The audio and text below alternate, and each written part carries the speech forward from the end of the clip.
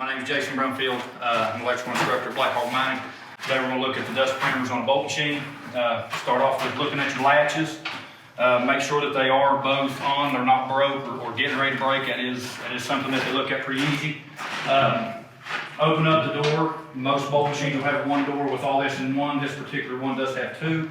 And first thing, just look at your gasket, make sure it's all in one piece and sealed to the door. The dongs and filters that's inside, take those out. If they're dirty, we replace those. We don't knock off the dirt and put them back in. We do replace it with a new filter. Make sure on the back that the gasket's on and does make a good seal. And I don't know if you can see back in there, but you do want to look back beyond where the filter does go to make sure that the metal's clean and not have any dust back in there. Replace that. On the other side, you have a bag or a tray, depending on what your plan says is what you have to do. If you have a bag, you need to remove the bag and take it outside with us immediately. If you have just a dust box in here, then we have to empty the dust box out in the face, wet it down, and load it out in normal mining cycle. And that would pertain to what your plan does say. So look at all the gaskets on everything you have. If you do have secondary filters, this machine does. They're going to be the same type don'ts and filters that was in your dust box up here, and you do the same thing. We don't knock the dust off of them. We do replace them. This is the Roof Ranger dust box, a little different than the other walk-through dust box we showed you earlier. You notice it is a single door. It does not have auxiliary filters. Same checks though. You're going to look and make sure that your latches are intact and not broke off. Both of them are present. You're going to look and make sure that the seal around the door is glued tight and all of it is there. If you look in here, the dust box is somewhat the same without having two sides. The main thing is the filter. If you're going to take the filter out, like I said last time, we're not going to clean these filters off. If you're going to take the filter out, we replace it with a new filter. And again, once you get this out, get rid of any of the dust that you can see back in the hole. And then our new filter is going to go in, check the seal on it.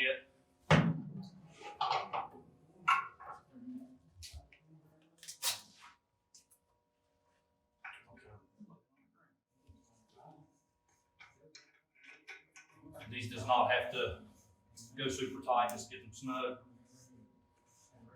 In the bottom, you notice there's a bag. You'll have to look at your ventilation plan to know what to do with these bags. If it has a bag, we're going to pull it out and we can take it outside with us. If it doesn't have a bag, you need to rake it out into the face, wet it down, and load it out into on just normal mining cycles. Again, look at your vent plan. We are going to change this bag to kind of show that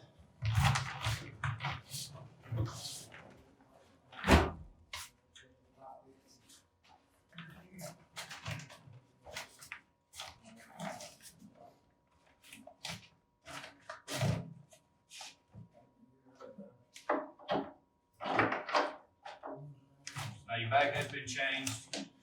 Check out any of your holes over here if it needs cleaned out with the tools that you have. And that's it. Just make sure that whenever you shut it back that the door is locked. And then the next thing we'll do is go to the drill pot and check suction. Okay, this is the second part of the dust parameter check for the bolt machine after you do your dust boxes. We're going to come up from the dust boxes and look at your dust hoses to make sure that they're not crimped together or taped up or anything wrong with them. Whenever you get up here, you're going to take a suction gauge. It's measured in mercury. And on our plate on the back, it says that this particular machine needs 12 is what we have to have. So you just start up the machine and start the suction and see what.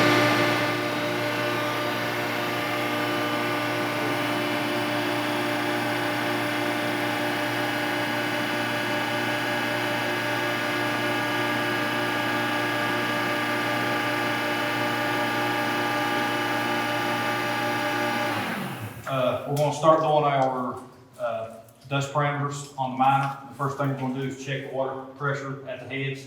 We're going to pull one spray out of the left block. We're also going to get one off the right block. Okay, so just take the spray out.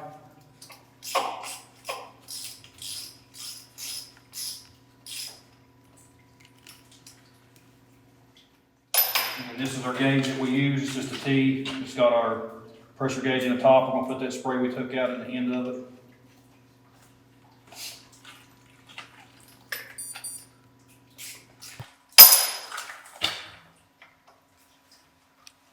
Try to get that thread in.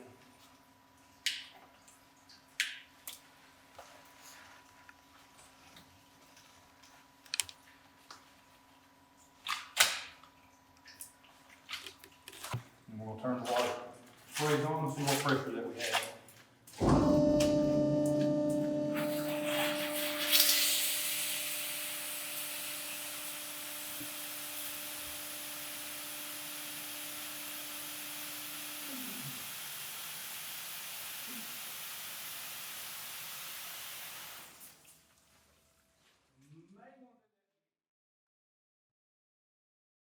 All right, the next thing I'm going to show you is how to take a full traverse pitot reading on your scrubber system. Pretty simple parts. You have your pitot tube and you have a magnetic gauge. On this particular miner, you see 5 ports that we have to get our readings out of. Law actually states that you have to get 14 total readings, so it's kind of an odd number. With 5 ports across here, we're going to get 3 out of each port for a total of 15. It says that it has to be in the bottom third, around half, and then in the upper third.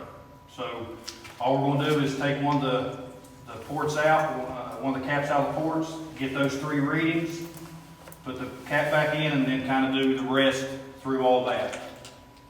You ready, Andrew? Yeah, go ahead.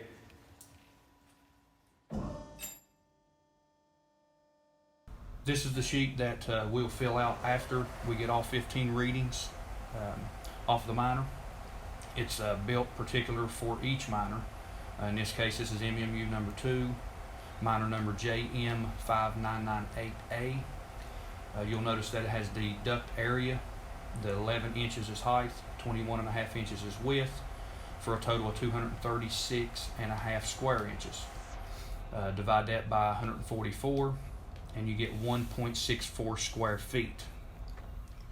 If you notice the yellow boxes, those are where we input the information that we got out of the ports, and we have a conversion chart that will convert the velocity pressure to velocity. We then add all velocities together for a total of 58,719 divided by the number of ports we used, which was 15 in this case, and that gives us a 3,914.6 average per port. Times that by the 1.64 square feet of the scrubber, and we get 6,429.19. This particular miner needed 6,000 minimum, so we are good. Correlation factor is used to correlate a centerline reading to a scrubber quantity. It enables the mine operator to take only a centerline air velocity reading instead of a full traverse reading. Full traverse reading is required to determine the average velocity once per week. Our average velocity in this case is 3,914.60 divided by this week's centerline at the time of the full traverse, which was 1.3 velocity pressure, which equals 4,566 velocity. That would give you a correlation factor of 0.86 for the week.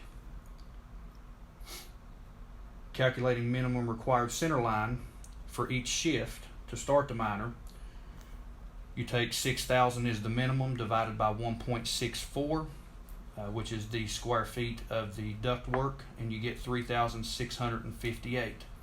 Divided by that week's correlation factor of 0.86, and you get 4,253.49. If you look on your conversion chart and find that number and do not go over it, the minimum number that we can have on velocity pressure in this case is 1.1. If you notice, 1.3 was our centerline reading at the time of the full traverse, and we also had a little over our minimum of 6,000. So that number is kind of suggesting if it goes down a little bit, you'll still have enough air. But if it goes below the 1.1, you're going to be right at 6,000 or just under. It is important to know that if you have a miner with an even number of ports, such as 6, that the center line will be acquired from port 3 and port 4 halfway down, and then you will take those numbers and add them together and divide by 2 for an average, and that will be your center line reading.